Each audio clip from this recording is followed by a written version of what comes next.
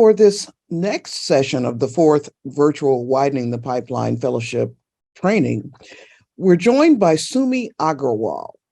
Until recently, Sumi was the editor-in-chief at the Center for Investigative Reporting. She joined in 2019 to lead the organization and became editor in 2021. You can read more about her background in the link in our program schedule, but what I find most intriguing and fascinating is the scope and breadth of her journalism experiences. So Sumi, welcome to this virtual training, and tell us a little bit about how that young woman who began at the Vacaville newspaper wound up all these years later at the forefront of investigative reporting. Well, thank you so much, Rachel, for having me, and it's great to see everybody. So yeah, as Rachel was saying, I started my career as a high school intern at a small local newspaper called the Vacaville Reporter.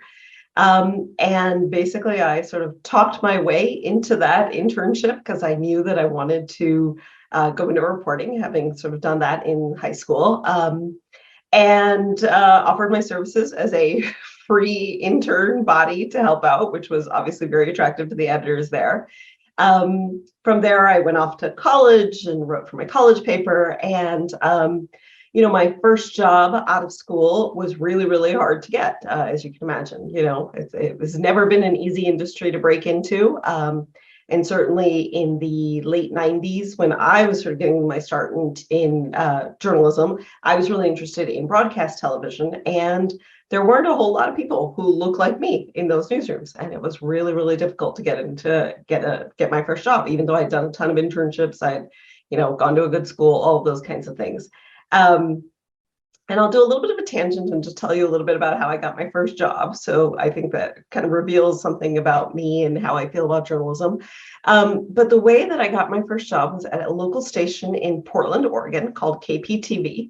And basically I had gone to visit a friend in Portland. I had been job hunting for many, many months. Back in that day, you used to send out resumes and, they would go off into the black hole and you'd never hear from anybody. You'd send out sort of physical paper resumes. And I was visiting a friend and I looked online and saw that there were two stations there that had job openings, entry-level job openings. And I just decided I was going to try my luck. And I just showed up at the stations, one after the other and just said, listen, I know you have this job opening. And of course, the person who was manning the front desk was like, no, you don't have an appointment. You can't get in. And I was like, just kind of talk my way into it saying, I just graduated from school. I'm sure you got your start at some point. I'm happy to wait. I will just sit here. And if the person who is the hiring manager or somebody else in the newsroom will take 5 minutes and just talk to me. And even if it's not about this job, if it's about, just journalism in general, I would really welcome that. And people sort of took pity on me. And I was able to speak to folks at both stations. And at KPTV, the hiring manager actually took the time to come talk to me. He informed me, they were pretty far into the hiring process, but that, he was willing to chat because he appreciated sort of my enthusiasm. Anyway, one thing turned into another, and that ended up being my first job in journalism. So I started as a PA at KPTV in Portland, Oregon, working the overnight shift for $12 an hour. From there, parlayed that into a job at the NBC station in San Francisco. And then moved to New York and was at the Today Show for a couple of years as a booker, which was quite an exciting and interesting endeavor. And then was able to land my dream job at that time, which was to be at 60 Minutes. And again, took sort of a big step back to be able to go work at 60 Minutes. Severe sort of pay cut and also role and title and all of those things. But I knew that that's where I wanted to be. And I really wanted to learn about investigative journalism. And at the time, that was, if you were going to do broadcast investigative journalism, 60 Minutes was the place to do it. And in some ways, it still, is one of the forefront leaders of that. And I was at 60 Minutes for about 8.5 years. And I did every kind of story, from an investigative story to celebrity profiles, to politics, to science pieces, sort of the whole range of things. Took a little detour after 8.5 years. I kind of felt like I knew and generally understood how to do a 60 Minutes piece. And I got recruited by Google to do executive communications. So I took a little detour from journalism. I went and did that for about 2.5 years, and I worked with the search and maps executives, helping them sort of craft their message, both to internal audiences, external audiences. Fairly quickly realized that executive communications was interesting, but was not for me, and was able to find my way back to journalism at the Center for Investigative Reporting. And I joined in 2019 to lead our local and collaborations work. And then about 1.5 years later, stepped into the editor-in-chief role, where I spent about 2 years in that role, managing our newsroom of about 60 journalists. And CIR works on every platform. So they have a radio show that airs on almost 600 public radio stations across the country every week called Reveal. They have a documentary and film unit, and also a digital sort of output, and do a lot of community engagement, a lot of sort of the whole gamut of journalism platforms on that front. So that's a little bit background on me. As we discussed a little bit earlier today, without getting into the weeds per se about why you are no longer with Reveal, can you give us a sort of overview about where things stand today in terms of the culture of investigative journalism, whether it's still pretty much a closed club, or give a message for these young journalists as to what your predictions are about the direction it's going in? Yeah. I mean, I think it's no surprise to any of you, investigative journalism has been very much a closed club for a very, very long time.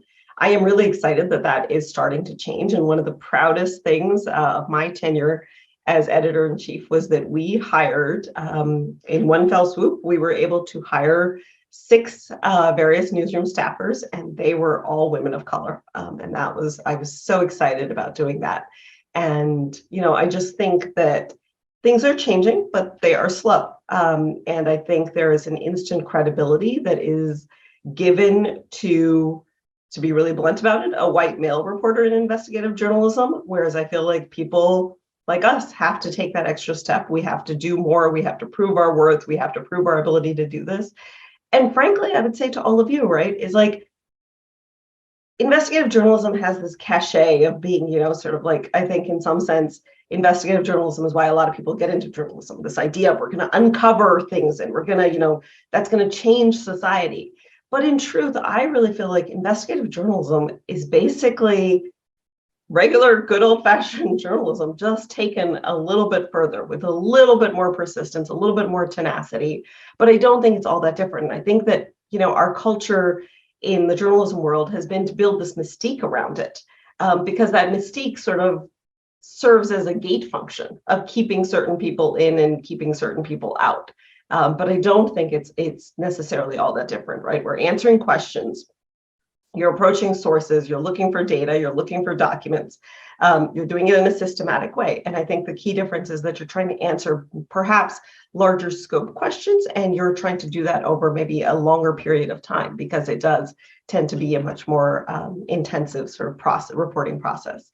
I think in terms of, my own time at CIR, so CIR is a nonprofit newsroom. And I think unfortunately for the industry, what is happening is a lot of investigative journalism is really thriving in the nonprofit news space. I think it's harder and harder for-profit newsrooms to go down that path because it takes more time, it's harder, you don't necessarily have sort of the guaranteed result of a great story at the end of it. And so unfortunately, what has happened is that investigative journalism, in large part, I think, is being done in a lot of nonprofit newsrooms. But nonprofit newsrooms like CIR are very much at the mercy of funders. So CIR is largely funded by foundations and some major donors. And you can imagine, there's an ebb and flow to that funding cycle, and that can be very, very hard to sustain. And as somebody who was in a leadership position, I won't get into the weeds a bit, but we had to do some layoffs earlier this summer, which I was not happy about. Certainly did not want to be in a position of having built up the team to start, letting people go. That's not what I had sort of been there for, and really felt like the CEO and the board were not necessarily carrying their fair share of the weight in terms of doing the fundraising, and really felt like what was going to happen is that we were going to have to probably do more cuts, sort of change our reporting, the way that we approach that, if that was not something that I was on board with, and so decided to leave at that point, then be put in that position. But I do think, investigative reporting is so crucial, especially at this moment, but it's also so much harder right now. And I think, for this group of journalists, like sort of as you're figuring out your own sort of paths in journalism, I would say, one key thing about investigative journalism is if you have a great story or a great clip, there's a very good chance that you're going to have to pursue that outside of your daily sort of responsibilities, because it's really hard to get an editor in a newsroom to give a reporter who doesn't have a lot of background in investigative journalism that first chance. And so I think you have to, unfortunately, that's kind of where our industry has been for a long time, and maybe still is, unfortunately, is, you have to sort of prove that you can do it before somebody will actually officially let you do it.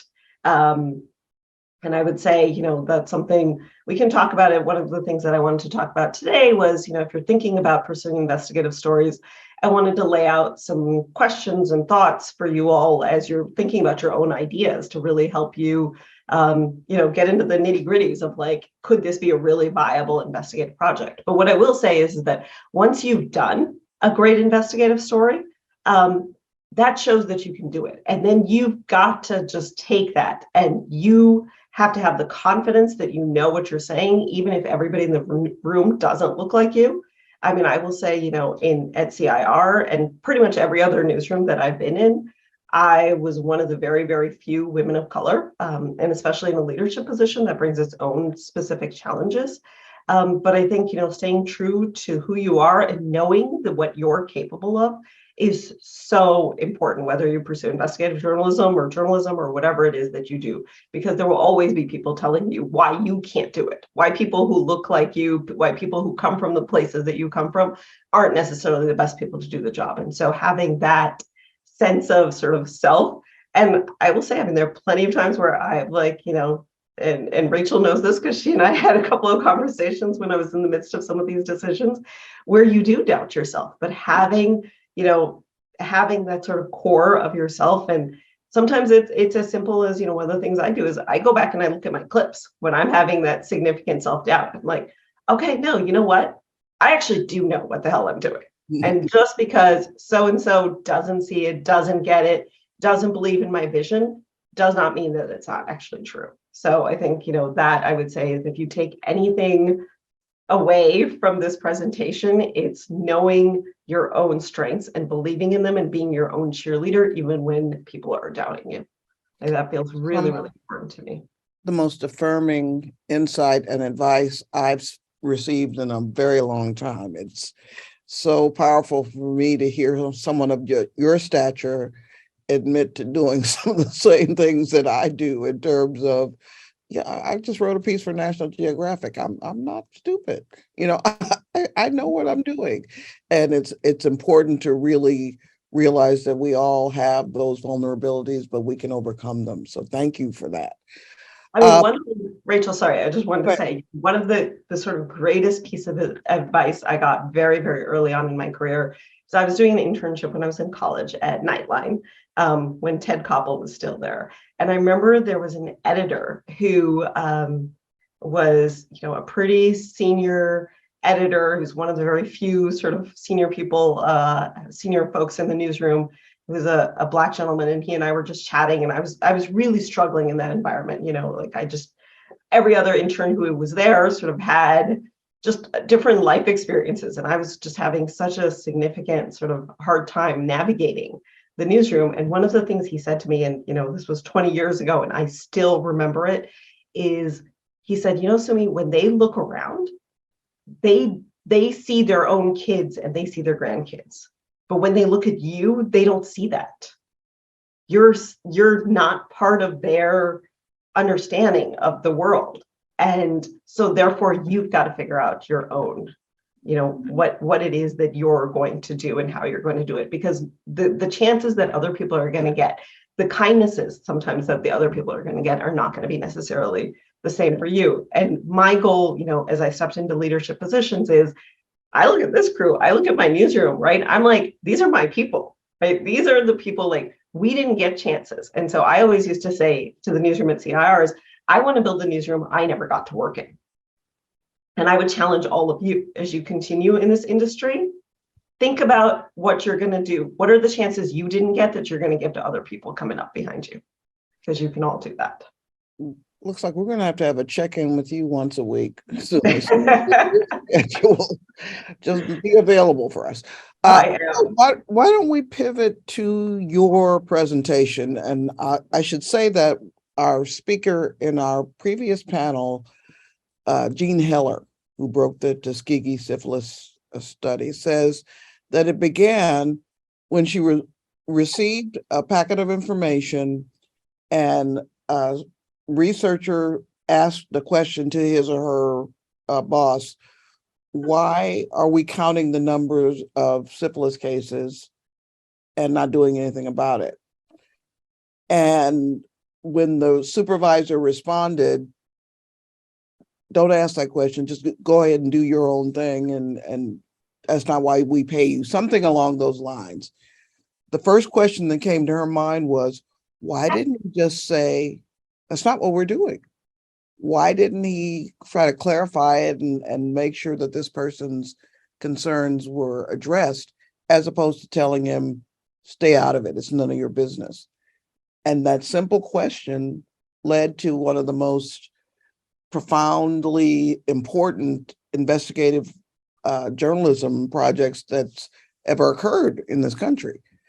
So let's go now to your presentation, in which you take us through this process of how you develop an investigative project. Yeah.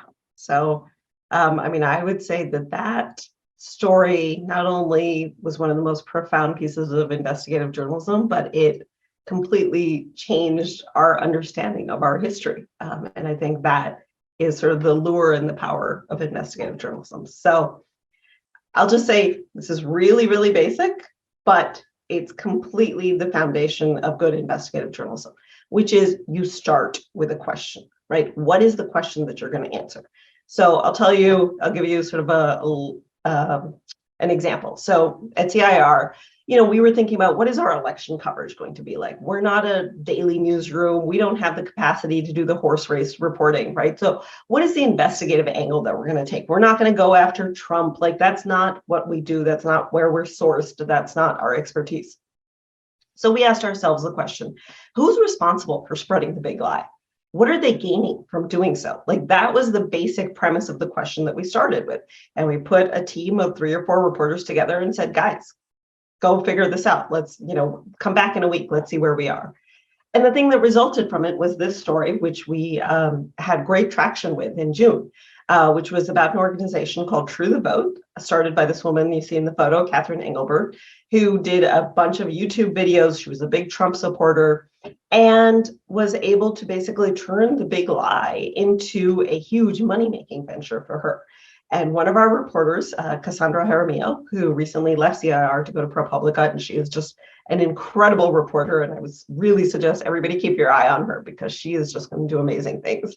But she basically stumbled upon a lawsuit that had been filed against True the Vote, and then went down that rabbit hole and pulled, hundreds of pages of documents from that lawsuit, and basically was able to tell the story of the ways that the True the Vote group had been giving loans to themselves, had been, using the big lie as a way to fundraise around. But then what happened to that actual money? Did they actually do the investigations that showed that there was election fraud? No. What she found was there were allegations of giving themselves loans and, irregularities in their finances, and basically what they filed to the IRS and what they filed publicly. So that was, one example of a really basic question that yielded a very important investigation. And this True the Vote, I should say, is also the group that was behind that film that Dinesh D'Souza did, 4,000 Meals. So it's sort of the timeliness of that was really apt. The other question we asked ourselves were, how many Afghan refugees have been allowed into the US? And how does that compare to Ukrainian refugees? So this question came up after President Biden made the address that, the US was going to do everything they could to help Ukraine. And so we started asking ourselves these questions. And actually, the reporter who pursued this story, Najib Amini, is from the Afghan community, and he knew from his own sort of experience that there were not a lot of Afghan refugees being allowed into the country. And this is the story that we got from that only 123 Afghans have gotten humanitarian parole in the last year. And I believe the number from Ukraine was something like 6,000, right? So the disparity both over time and the sheer number.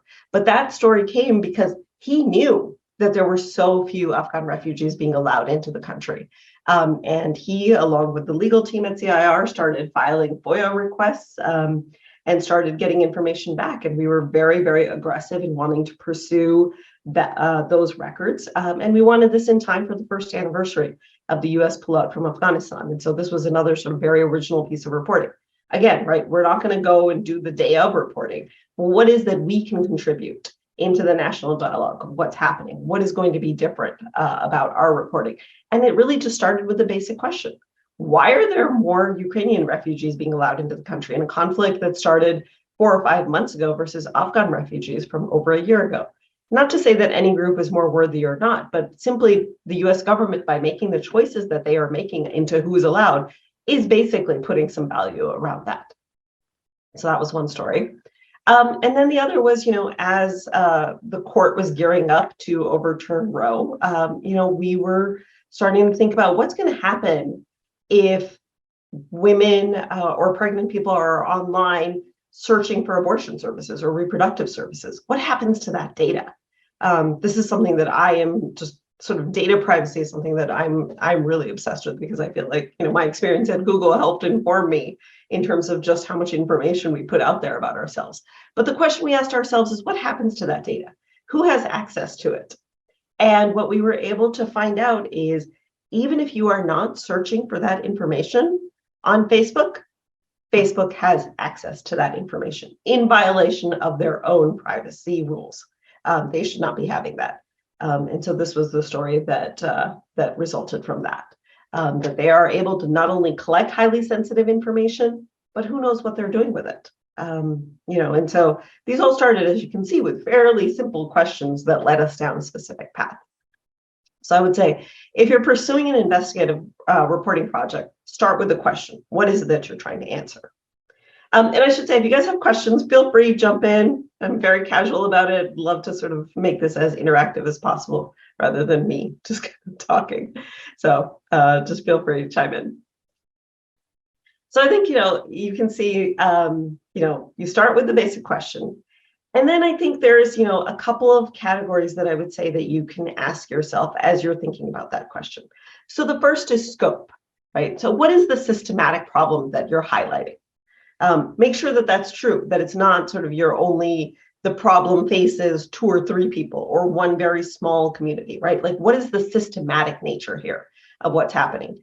And so I think in that vein, you either have to have really severe consequences in that it's like impacting a large community of people, or it has to be so egregious and outrageous that it's just sort of rises to the need for wanting to pursue this story. So I think really thinking about the scope of what you're doing is very important. And then, obviously, people are at the very center of all of our reporting, particularly investigative reporting. So thinking about who is at the center of your story. And something that I care very, very deeply about, and I think one place where investigative journalism and journalism generally has a lot of growing to do, is how are we going to give the people who are at the center of the story real agency? How do we not just make them victims? How do we not just, and this is something that my old shop at 60 Minutes was particularly egregious at, and something that I always cringe. We all know this. You can imagine the visual. There's a reporter out in the field picking up a brown baby as a prop, right? As sort of to highlight these terrible things that are happening to these children. But it's like, there's no agency for the people who are happening, who this situation is happening to. So I think it's really, really important. How do we not just make them victims? How do we actually make them real people who are doing something about this, who have their own thoughts and feelings about it, and not just us coming in from outside projecting what we think it should be. And then I think also thinking about, do you have special access to somebody? Is there somebody in your network of people that has maybe given you a question that you should think about? So you have special access to them. What about places? Are there events coming up that you can go and you can tie in, and be able to access a lot of different sources or learn something? I think one thing you'll find is that a lot of groups have conferences. So, last year there was a conference of state voting officials where they were going to take the census data and they were going to redraw the maps. Essentially, that was a great place to go and learn about how our democracy is being gerrymandered and see it in real time. What are the tools? Who are the folks who are providing sort of the map services? Like, there's a lot of think about what are the events that you can go to that will maybe open some of those doors and help you start thinking about some of those ideas. And then, we all do this in all of our work, but who are the experts that could help you? But I would say being particularly careful and asking yourself, do those folks have an agenda? Do they have an agenda is maybe a loaded word, but do they have a point of view that maybe is skewing their research or their findings? And so making sure, not to say that you shouldn't use it, but you should know what that is so that you can ask the right question and make sure that the work that you're maybe citing or the opinions of theirs that you're citing is weighted appropriately. So really like thinking about, who are the people at the center of these projects? And then I think impact and accountability, right? This is kind of why we pursue investigative journalism. What is the cause of the problem? Who are the people and institutions involved? Who's responsible for that? Really drilling down and being very clear, because you don't want your reader or your viewer or your listener, you present this problem, you show the people who are involved, but then you never really get at who could change this, right? Because that's the important part in investigative reporting, is being able to pinpoint who is accountable for this issue and what can that reader, listener, viewer do about it? Who can they go to? Who can they put pressure on to help change whatever is the issue at hand? And then also really thinking about, will you be able to get an accountability interview? And starting that early in the process, the relationship building that you need to do, because that can be a huge, huge part of your piece that you finish up with.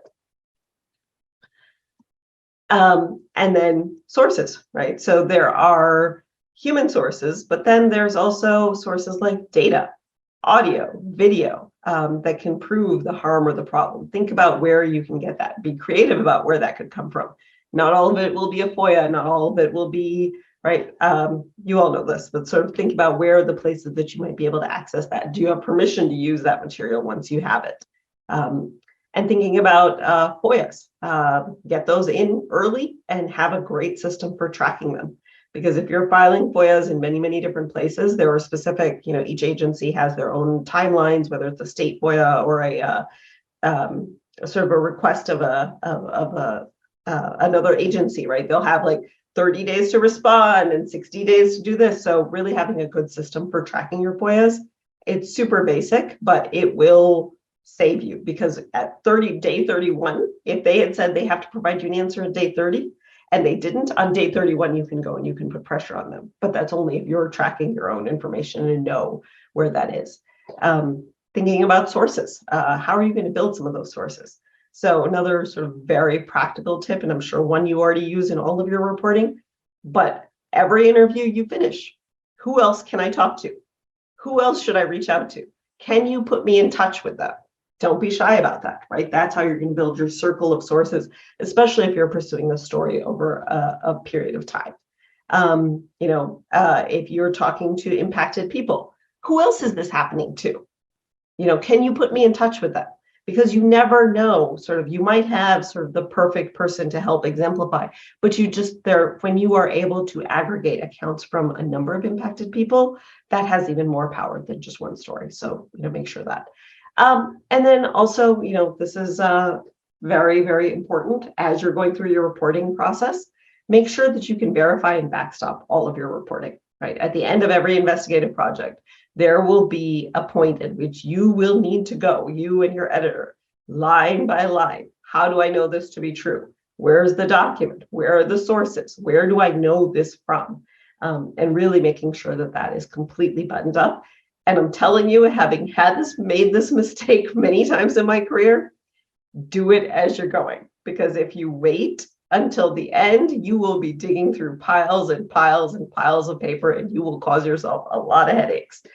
So keep those, figure out what the system is that works for you, but make sure you keep that pretty organized, because you're going to need that at the end. And especially if you're doing like legal review, the lawyers will want to know, where did you get this from? Can you give me the document? I need to see it, right? So being really as meticulous as possible and as organized as possible, but keeping all of that available so that when it comes time at the end of the project to verify, you've got that all. And then audience. This is another one where I think investigative reporting has a lot of evolution as an industry to do. There's a little part going back to that mystique of investigative reporting, right? Where we think like, oh, we're going to do this great project.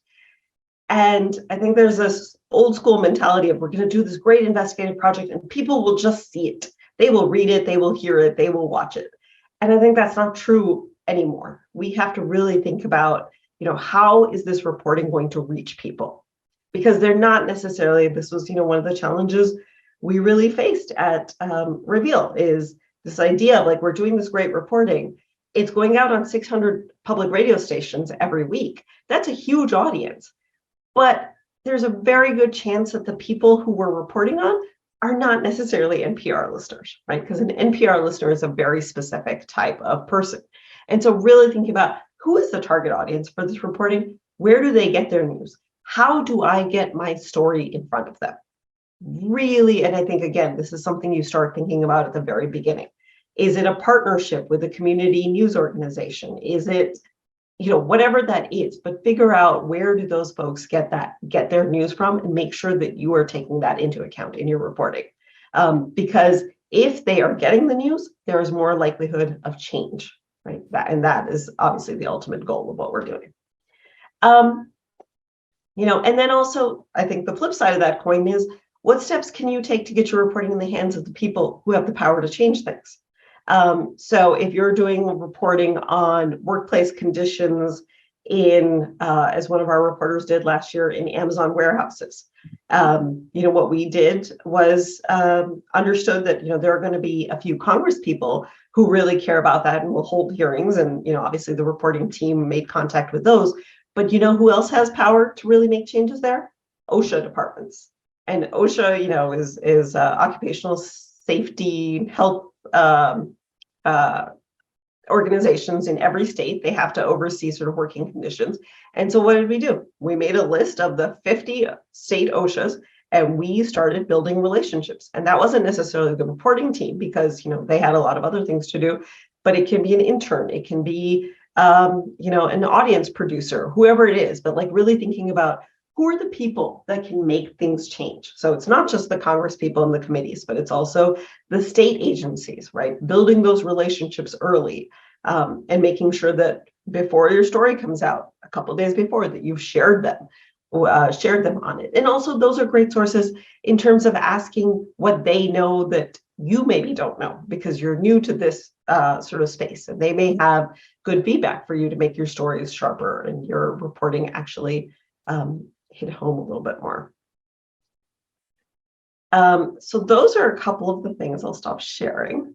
So I think those are, and if you're interested, we can share that presentation out with you all if you would find those questions helpful. Those are certainly questions that, as an editor, I would sort of ask all of my reporters to think about and go through as we're spending the months on these projects. But so I think those are some really important steps for you all to consider. We will be posting your presentation on the NPF website, so we'll definitely have access to that. As we wait for questions or prepare for questions, I had one that I really wanted to put to you, because when I look back over the scope of my career, the things that I have been most interested in exploring or looking into or shining a light on, in many ways have dealt with my own lived experience: poverty, race, injustice, access to whatever. And I found myself in several situations being, I won't say accused, but just sort of questioned about whether or not I can be objective about them. Maybe I'm too close to the issue. I use the example of having written about being a Head Start child when I was covering welfare reform in Congress, and was almost fired because you shouldn't be letting people know that you and your objectivity is being called into question. So talk about how that affects the path or the possibilities for a journalist of color looking to get into investigative reporting and when they might find themselves in that similar situation. Yeah, so I mean, I think what you said, Rachel, is really on point.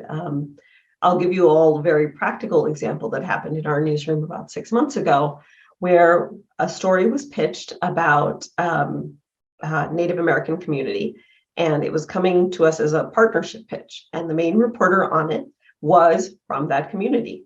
And as a newsroom, we had open pitch meetings where everybody could come in, because I very much believe, poking holes at an idea makes an idea stronger. And so we would have these open pitch meetings where everybody could weigh in. And one of the reporters did say that, exactly that. Isn't she too close to it? Like, I don't know, this feels a little conflicted. And, one of our other reporters jumped in and said, but do we ever say that to a white man or a white woman? We never ask about their objectivity. We never ask about, does your lived experience make this hard for you to report on, right? We just assume that it doesn't. And so I think, going back to that idea of like, your communities that you're a part of, what the stories, what the pain points are, right? And so I think one thing that you can do is you can actually, I think push back in that way, but that can be hard to do, especially if sort of you're more, sort of breaking into the field or sort of still early in your career. It can be harder to do that. But I think arming yourself also with some information, right? So if for example, so this particular story was about the history of boarding schools, that would take Native children and force them into boarding schools. And I think we're all probably familiar with what's happened in Canada. And so this was in some ways a look at what has happened in the US and the complicity of the US government and the Catholic Church. And so, really arming yourself in that case with how many children do we expect that this impacted over the course of this program that existed?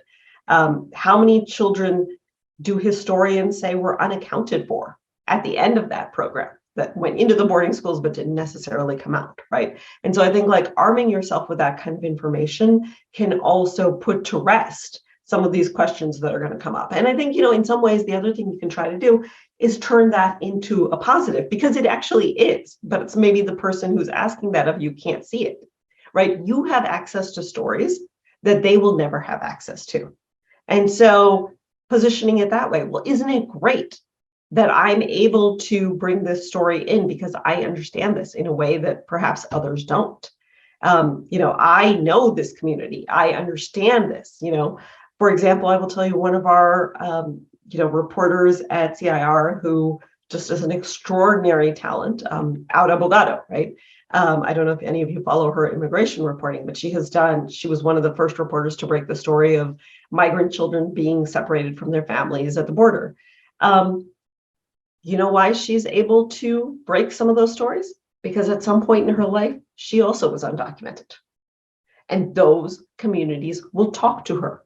They will trust her in a way that, frankly, they would not trust me, right? They are not going to talk to me because they have no idea who the hell I am. But when she says, I know, they believe that. And people believe when you're talking to them authentically and with respect.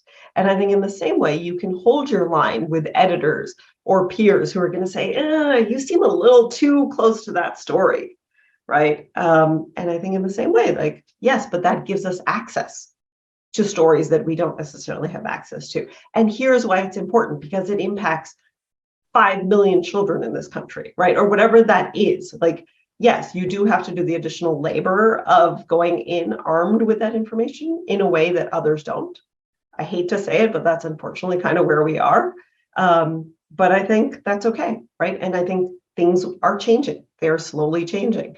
I'm in leadership roles. You all will, be in leadership roles, and things will change, and we will get to a point where we're not asking those questions.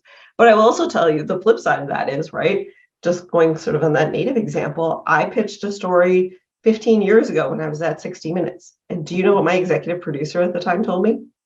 We don't do stories on Native people. What? And I was like, wait, what? And he's like, yeah, no, nobody cares about Native people. And that was it. That was the end of the pitch. Right. So that's a horrible, terrible example, but I genuinely believe that wouldn't happen today.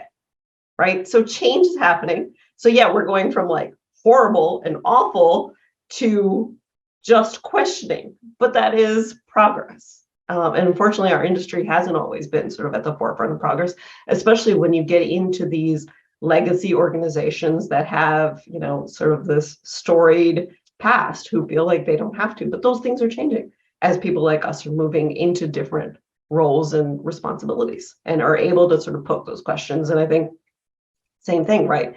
In those pitch meetings, like, is my role as editor, I'm able to say, well, why would you say that, Elizabeth? Why do you think that she's not? And I don't have to be confrontational about it because she's also on my staff. I don't want to put her down, right? But I'm just like, can you tell me more about why you think that? Right? And putting her on the spot of having to explain it.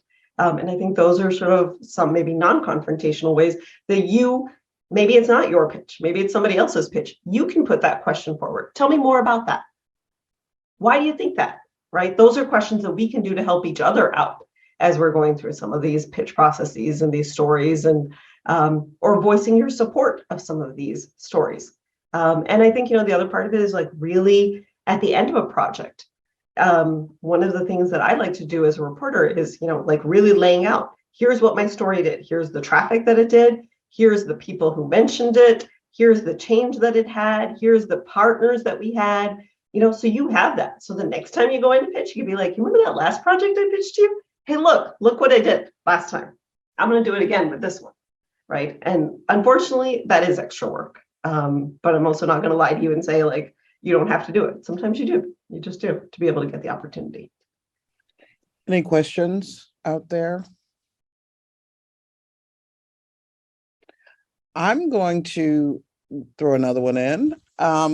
It's somewhat of a devil's advocate question in that I suspect that on the one hand, again, the racial reckoning of the past few years has created this improved environment and where there's a bit more access, et cetera. But I fear that window is going to slam shut, particularly if, the unthinkable were to happen in 2024. And so what message can you send to the journalist in terms of the way my mother prepared me to go out into the world? Expect the worst and work twice as hard and hopefully get through. What can we say to these young journalists in terms of giving them the fortitude to keep going? The thing that I would say is that what we are doing, right, is so important. It is so important. We're looking at the midterms in less than 100 days. We're looking at 24s in our horizon, right? And if we don't do this reporting, nobody else is going to do it. They will continue reporting on the Trump world and all of those things, which are important. I'm not minimizing that, but nobody will report on what this means for people on the ground. Like, what does, Brett Favre, scamming the Mississippi state sort of program, what does that actually mean for people? What is the fact that there's no drinkable running water in Jackson, Mississippi mean for people? Like, why has that not become a bigger story? That should be a huge story. If that was happening in whatever white affluent suburb we all live in, I guarantee you that would be a humongous story, right? So I think knowing that the work that we are doing is so important that if we don't do it, it's not going to get done. I think is something that has hugely been motivating for me. And then I think also going back to this idea of, right, like it's a burden, but it's also a blessing. Like we get to build the newsrooms that we're going to be part of. As we are seeing our industry change, the makeup of the newsrooms is changing, the culture of the newsrooms is changing. And that is all because we have sort of numbers behind us, right? We're in a position right now where we cannot be ignored. And so I think it's not an easy profession. You don't get paid well. The work is hard. It's emotionally draining. The hours are terrible. There's not a lot to sell the profession. But the thing that sells all of us and keeps all of us in it is because I genuinely believe because we are idealists at heart, right? We genuinely believe if we do this work, things will change. That is more true now than ever, right? And I think we have so many ways of magnifying that reporting. We have so many ways of getting it out in front of people that we maybe didn't. And so there's a lot of reason to be hopeful that what we're doing can really impact people and can really change things and can help arm them with the information they need to change their own circumstances. But that's sort of I think the thing that you have to stay true to is what is it that you're bringing to this? For example, you guys have all heard this last week, right? Adnan Syed, the gentleman from the serial case, was freed. So there was a tweet that Ira Glass sent out saying, because I guess people were criticizing this newest episode of Serial, and he sent out a tweet saying, well, nobody except, Sarah Koenig has ever reported this story with as well as she has. And of course, if you think about it, there was a companion podcast to that story that was put together by Adnan Syed's lawyer, who is a woman of color in the Baltimore area. And she and a couple of folks had put together sort of the undisputed account of sort of the legal maneuverings in the case, which in some sense served as sort of the bedrock for some of these questions that have come up in the legal case. But it's that idea, right? It's and I think somebody put this in the chat, it's very similar, is the idea that folks will do the work of reporting on these issues. A white reporter from a legacy organization will parachute in, take this great story, repurpose it, repackage it for the audiences that they think are going to be interested, and then be the owners of that story. But the truth of the matter is that people like us are the ones who are originating those stories. We're the ones who know that these things are happening. Because if that lawyer had not been fighting for Adnan Syed for all of these years, none of us would know about him, right? And so thinking about sort of who are the folks who actually know this material, who are in touch with these communities, who understand the issues at play, those are people like us. And so if we let people sort of parachute in and take our work, that's what's going to happen. But if we take ownership of those stories and telling and uncovering those things, then we get to own those stories. And I think that's a really important part of this. Once again, you've said something incredibly helpful and hopeful, particularly when I think of this group of journalists, more so than thinking of my own journey. But you said, we are building the newsroom of the future. And I look at this group of young people, and I feel that that's exactly what's going on here. If we can plant the right seeds and give them the right fuel to pursue whatever their goals are, if I'm still around 20 years from now, I'd love to see some of these faces leading the investigative journalism projects or doing whatever it is that they want to do. We're going to wind down here soon, so. Again, if there are any questions, please feel free to jump in and do that right now. And are there any questions out there? I think there were a few in the chat. Okay. So I think there was one about this idea of, you take a story in and then another reporter gets put on it with you. And sometimes you get cut out of even having your basic byline. Am I sort of capturing the gist of the question? So, I mean, obviously that happens a lot, right? And I think especially if you're early career, there will be even more of an incentive for an editor to say, oh, let me put so-and-so on it with you.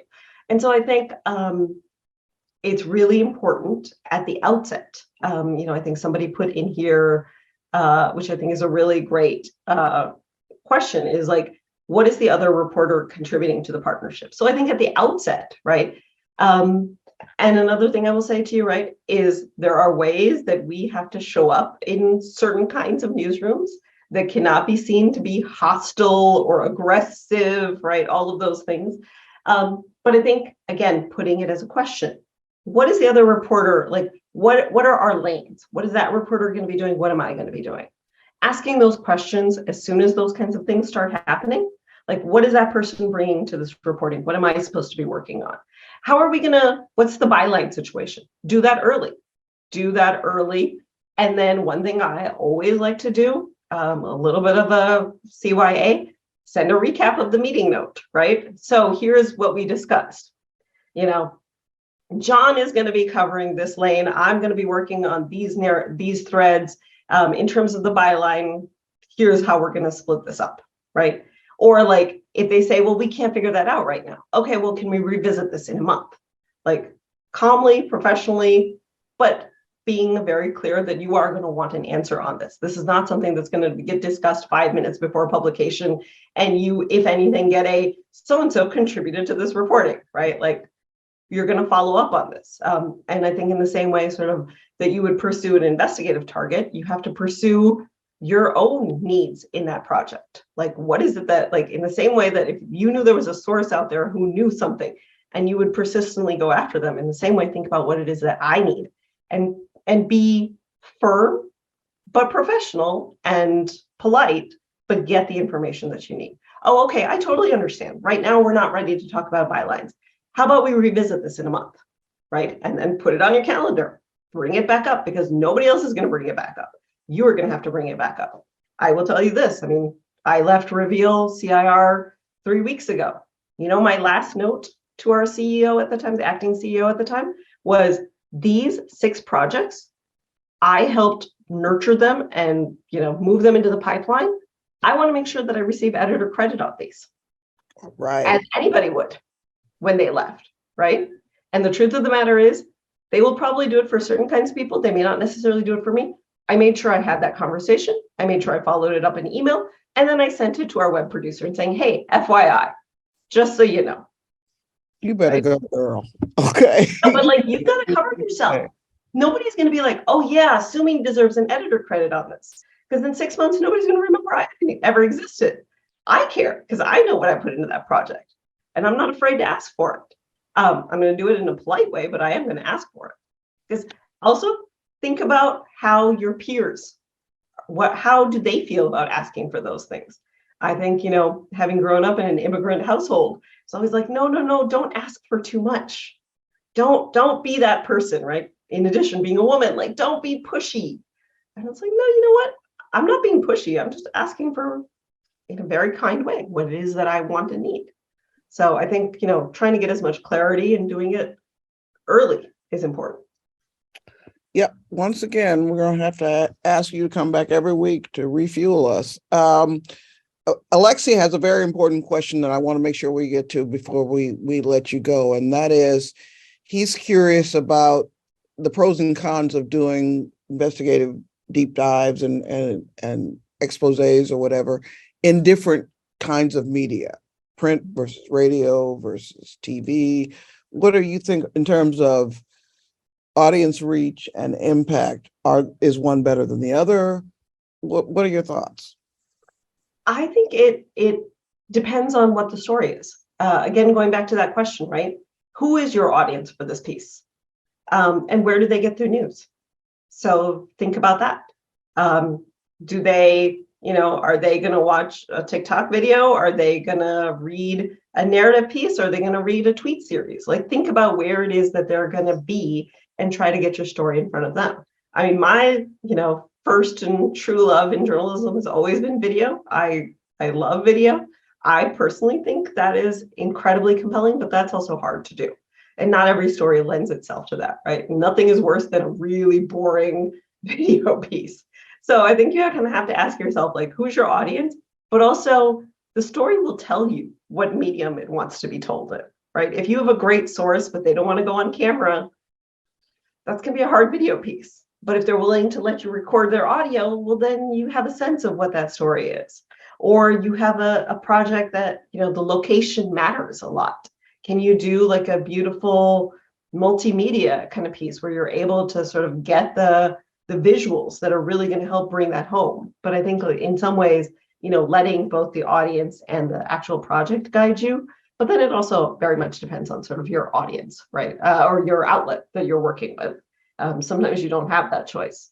I do think one thing we probably have to do is, I think in investigative journalism, there's always this tendency to want to do these beautiful 6,000 word, you know, narrative pieces. And it's like, who's actually reading those? Like, we're writing those for ourselves. Like, you're not on your phone reading. Like, no, come on, let's be real, right? Like, we're writing that for ourselves and for awards committees. And so, like, thinking about like, where are the people that you're trying to reach? Where are they going to get their news, and trying to get it in front of them? And maybe it's a couple different formats. Maybe you do need the 6,000 word piece for the congressional members, and then, you know, a 2-minute video that will get passed around on WhatsApp in the community that you're reporting on. So, you know, really approaching it that way.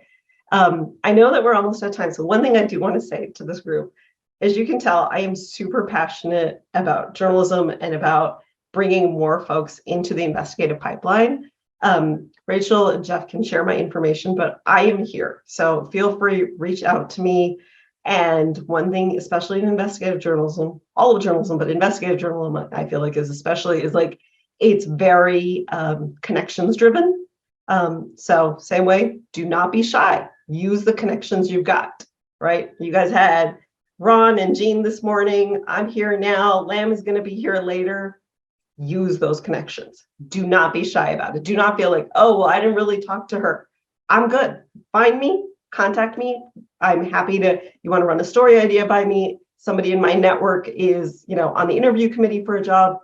Let's talk. Like, this is how it works. This is how we change journalism, is by helping each other and by being a community for each other.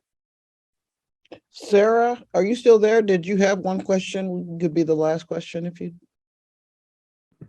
Sorry, I was on mute. Yeah. Hi, I'm Sarah. I'm from, I work for Business Insider.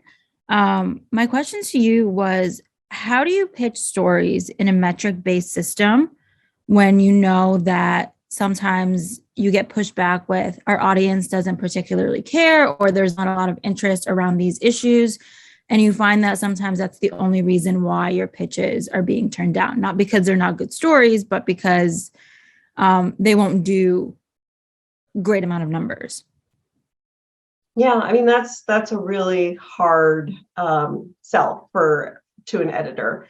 I mean, I think some of what I was saying around, you know, trying to sort of think about justifying why the story is important, you know, and sometimes I think it can be helpful to look at on your own platform or on other news platforms, what stories that are similar that have done well or that have had great impact, right? So sometimes it can be about metrics, but sometimes you can also pivot. Editors care about change, right? Like, how do you think journalism, whether it's for profit or not for profit, kind of makes money? It's like, look, we changed 6 laws, or, you know, our reporting was used in this congressional hearing. So think about what are some of the other levers that you might have that you can maybe try to exert, is like, you know, so-and-so, you know, this has the potential to do all of this. Or, you know, the other thing I think, I hate to say it, but awards catnip is also a huge thing in journalism. So think about, like, you know, sort of adjacent reporting that has also been sort of hugely impactful in that sphere. Again, editors care about that stuff. They just do, right? Every news organization loves to be able to say, we won blah, blah, blah award this year. And so I think trying to think about that. And then if you're not having necessarily great, you're not able to make headway at your own newsroom that you're in, trying to find out if that's something that they would let you take somewhere else, to a different news organization that might be more interested. Sometimes that's doable, sometimes it's not, but it's worth asking. You know, especially if you sort of position it as, this is a story I really deeply care about. I know it's not right for Insider or whoever, you know, and trying to see if there's a possibility to take it somewhere else. And if there's not, the other thing is, I keep a file, you know, a digital file of stories that I know I want to follow up on. Maybe this is not the right time, maybe in 6 months, maybe in 2 years. I mean, I have a story I'm working on right now that has been sort of circling for me for about 7 years. that still has sort of relevance, but like, if you have a good story, try not to let it go. And maybe it's just not, this is not the right moment for it. But if it is, try to see if you can get somebody else who will be interested and let you do it in a freelance way. It doesn't hurt to ask. We are out of time, but you have given us an incredible gift of your generosity, of your insight, of your contextual view of this topic. And we are so very grateful to you for joining us today. So thank you so much, Sumi Agarwal. And we will be in touch with you. That is great. Thank you all so much for having me. Thanks, Rachel. I appreciate it. Take care.